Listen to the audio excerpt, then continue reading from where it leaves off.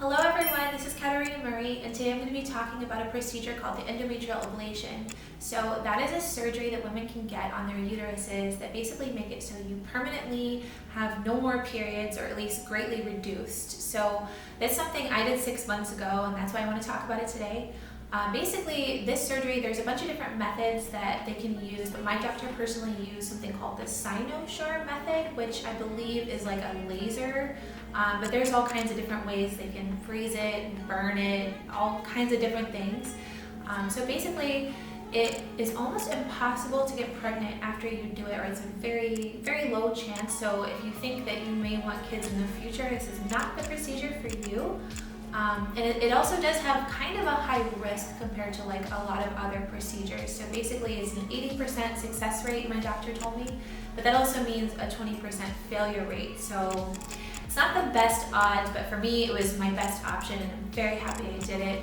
I suffered from very heavy periods with no real known cause for years now, so I was just like, it was to a point where on like the heaviest days, I felt like I couldn't even go outside. I had to miss work, I had to miss going on like friend dates and things like that. So it was awful. It was like kind of controlling my life, and there were times where it even happened literally like twice a month. It was just awful. So years ago, I got on something called the Mirena Iud, which is prescribed to women as a birth control, but also to stop periods, and it worked amazing. I actually didn't have periods basically for like the 3 years that I had it, but because it is a hormonal type of birth control, it has awful side effects, which I don't even want to think about. They were horrible, and yes, I didn't have periods anymore, but then I had all these awful side effects, so I was always like debating like, okay, which one of these is worse? It's like you got to choose the lesser of two evils, and they were both terrible. So, and I had heard about this endometrial ablation years ago, and I was like, this is what I need.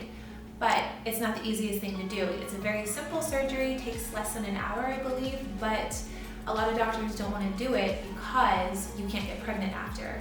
And I remember contacting all these different clinics across the US, trying to find a clinic that would do it for a reasonable price, and a doctor, most importantly, who was willing to do it on someone like me who's never had kids before. And I remember having to constantly explain I don't ever want kids, blah, blah, blah. It was difficult.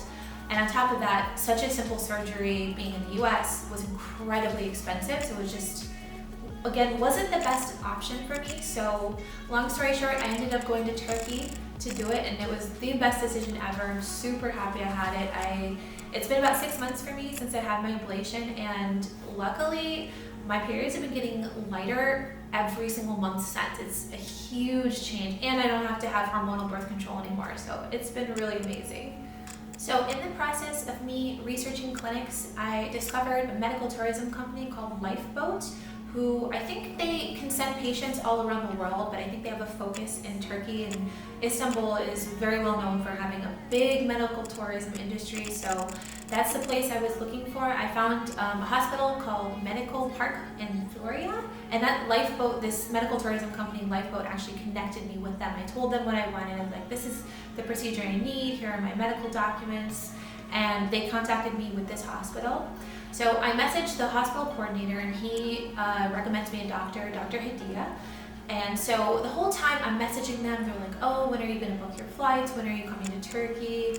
Here's the price, everything like that. So the price for me was $2,000, 2,000 US dollars, which is so much cheaper than it would have been in the US. I think the US clinics were quoting anywhere from like $8,000 to maybe $15,000 for a super simple, less than an hour long procedure. So it's just insane prices. I think even $2,000 is really high for that, but whatever. I was just happy to get it for much less than $8,000. So I booked flights to Turkey. I flew there. They were so nice. They coordinated everything for me. They even had a driver picking me up from the airport. Someone messaging me the whole way through all the processes. They take me to the hotel, and the hotel I stayed at was actually probably only a block away from the hospital, so it was really convenient. Just walk there. So I get there, I go to sleep, wake up the next day, and I go into the hospital, and that's where I meet the coordinator that I had been messaging, as well as Dr. Hadia, and she's basically just explaining to me about the procedure, the different methods, things that I had already done a lot of research on, but it was good to hear it from the doctor herself. And basically I had to do blood tests that day and like whatever other tests just to kind of see that I was like ready for surgery, and then my surgery was scheduled for the very next morning. Oh, and another thing too, so as I said earlier, how doctors really don't want to do this procedure on someone who isn't done having kids or doesn't have previous kids. It was the same. I had to explain to Dr. Hadia, like, hey, I don't want kids, I've never had any, I never will want any, I'm very serious about this, and I told her also this procedure is something that I had been wanting for years, like ever since I heard about it, probably 10 years ago. It's something I really wanted because I knew it was a better option for me than hormonal birth control or just suffering from side effects and things like that. So I even had to go so far as to say that I'm married and my husband has already had a vasectomy, which neither of those things are true. I'm not even married, but you gotta do what you gotta do. I needed what I needed. So anyways, then the day of surgery comes, and basically, they I had to have my IV in, which is terrifying. I absolutely hate needles, but whatever. It was like, I'm gonna do anything I have to do to get this. So they have me all hooked up to whatever, take me into the operating room, and then I start getting my anesthesia, going to sleep. There's like nurses all around me, and like right before I pass out, I remember Dr. Hadia coming in, and she was like comforting me because I was totally terrified. And then I wake up however long later, and I was in a ton of pain. Like I had like a ton of pain in my uterus, which I guess is not surprising, but I remember waking up and like Dr. Hadia was trying to tell me like, oh, your surgery went well, blah, blah, blah, but I was in so much pain I couldn't even listen to her. So they give me some more painkillers through my IV, and then I guess like 2 hours later, I feel so much better. I'm like up walking around my hospital room and everything. And she comes back and she told me that like upon doing the surgery and like seeing inside of my uterus, she's like, okay, I'm gonna diagnose you with something called adenomyosis, which I had never heard of before. But basically it was the cause of having such heavy periods for me. So basically it's when the endometrium gets these little pockets of trapped blood inside deeper parts of your uterus, and that can cause just heavier periods.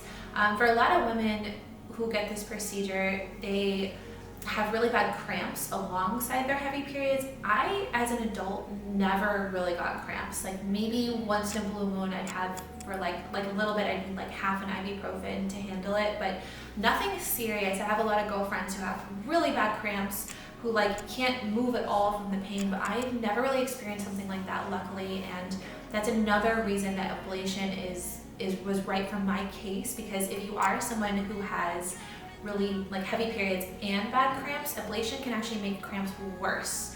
So that's definitely something you have to talk to your doctor about if it's something you want. Luckily for me, since then I haven't had any increased cramps, but I also never really had cramps before. So overall it was a great choice for me. And also during the surgery she did remove my IUD, so all of that was like taken care of.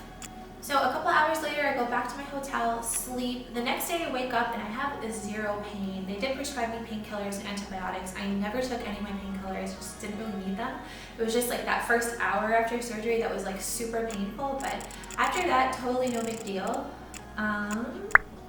So for the next, I would say like 2 weeks afterwards, there was a lot of like light bleeding and discharge and stuff like that, to be expected. And then I did go back to the hospital the day after just to talk to the doctor again. She was saying how basically like you have some restrictions after surgery. You can't go swimming for a month and a half, no baths, and no sex either. Like basically you just need to keep the area as sterile as possible while you're healing. And so I would say probably 2 days after surgery, I flew back home. Again, I had no pain. It was just like some light bleeding and stuff. Really wasn't bad at all. And then I kind of went back to normal life, just a couple days after. I saw online that some women said that they were like having pain for a week after. I don't know why I had such little pain compared to the average person, but even for like a worst case scenario, the pain is really, really mild for most people. So I think it's a very easy recovery.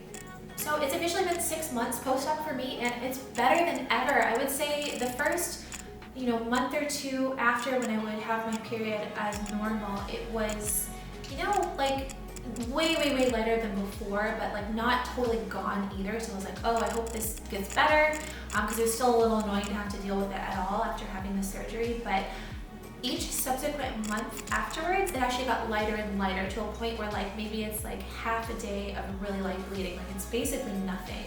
Now that being said, years down the line, generally women have to get the procedure repeated because sometimes the endometrium, the uterine lining can actually start to grow back, especially in younger women.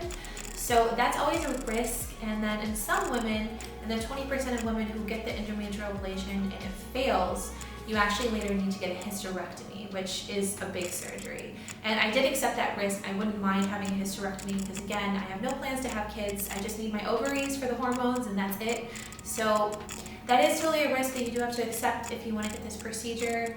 Even if the endometrial ablation is successful in the beginning, maybe 10 years later, 5 years later, it can also fail and you can start to get like buildup of blood in your uterus and it can become very painful. So women subsequently need a hysterectomy after that. So that could all happen. I hope it doesn't, but you know, it's a risk of course. But anyway, I'm super happy to not be on a hormonal IUD with all the awful side effects and then also to not have heavy periods anymore. Like I generally just feel like I'm free now.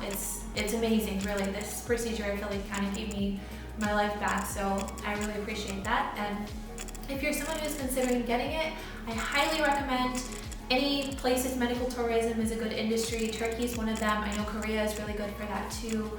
Of course, if you can do it in your home country, it would be much easier. You don't have to deal with flights or anything, but I think the way I did it worked out really well for me.